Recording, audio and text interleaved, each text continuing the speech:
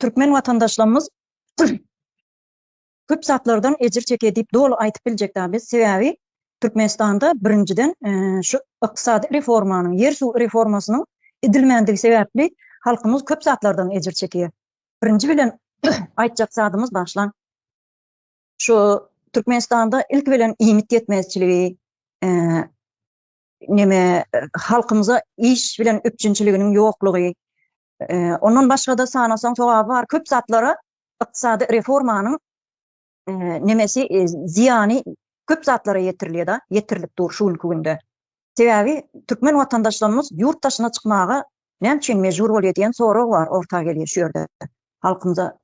Halkymyzyň köp bölegi esasen 100den 90 göterim diýen ýaly yurt dışına çıkmağa höwes bildirýärler.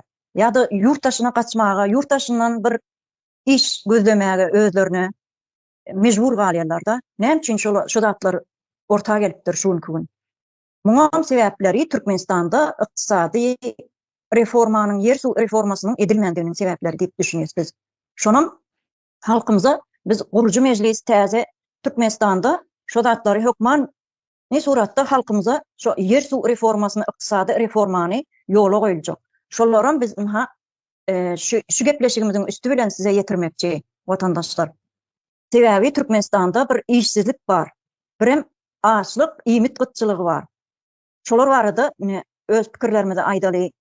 Nämçin Türkmenistanda şol vatandaşlarımıza bir 8 sotuk ýa-da 10 sotuk diýeli.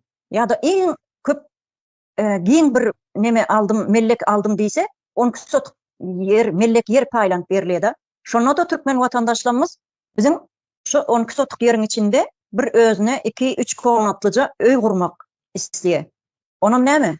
Onam şu topraktan, palçyktan gurmaga mecbur bolýarlar.